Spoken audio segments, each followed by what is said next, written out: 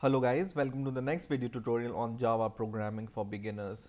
And in this video, we will see what are arrays and how we can declare and use arrays in Java. Now, what is an array? An array is same as a variable, but it can store more than one values at a time. But the only condition with array is you need to store, or you can only store same kind of values in an array.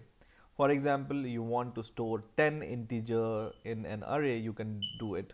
But if you want to store 5 integers and 5 double values, you can not do it.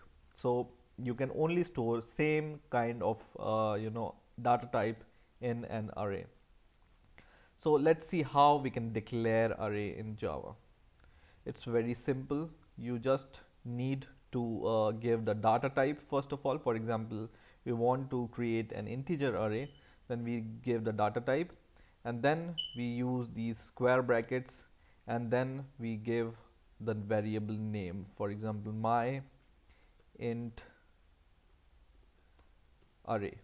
Okay, and then you can initialize this array in these curly braces, and whatever comes inside these curly braces, for example 1 comma 3 comma 2 comma 4 comma 5, these are the values or elements of the array.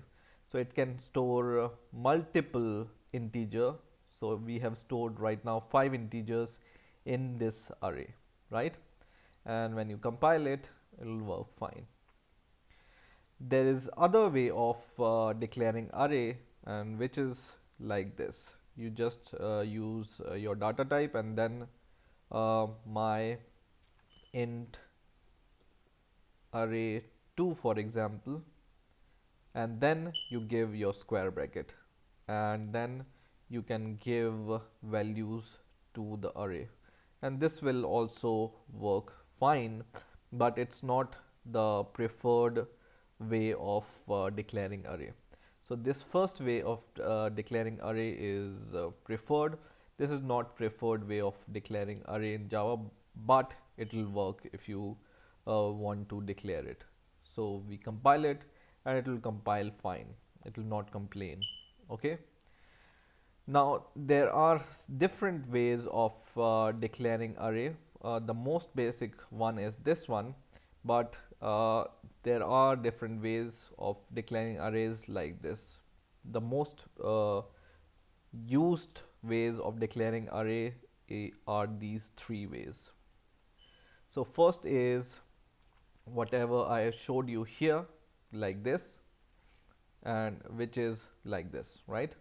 And you can declare an array like this: integer, square bracket, and the name, and is equal to new. We haven't learned what is new keyword here, so I will not go into deep in this and this kind of array. This we will learn when we will learn how to use classes and objects. So we will use this kind of array right now, but I wanted to show you that these declarations are also possible, right? So now if you declare an array, these are called the elements of the array, and right now our array contains 5 elements, and the index, so the position at which these values are stored, are called index. And the index of the array, if you think that it will start from 1, it will not. The index of an array starts from 0. So for example, I want to print the value, this one 2, for example. So I can write system dot out dot print line, and then in here I can print my array like this, and in the square bracket you can give the index. So if you want to print this 2, you may think that the position is 1, 2, 3, third position, 2 is at the third position, and you can do it like this. But when you run this program, it will give you the value 4, which is this one. So index of the array starts from 0. So 0, 1 and 2. So the actual position of this value is 2, and whenever you write index 2, it will give you the value 2. Okay, let's take some bigger values: 3, 31, 26, 40 something and 52. Okay, and we want to print 26 here. So the index of this is 0, 1, 2. So just write the name of your array, and then is in square bracket the index of the array, and it will print the index of the array like this. Okay, so in this way you can access the value of array. If you want to access this 100, you can just write the position index 0, and then you can access the value 100 like this. Okay, and if you want to print all the values in the array, I have shown you how to use loops, and using, for example, while loop, you can print all the values in the array like this. For example, we want to print the value of all the elements. Okay, so on the basis of its position, you can do it.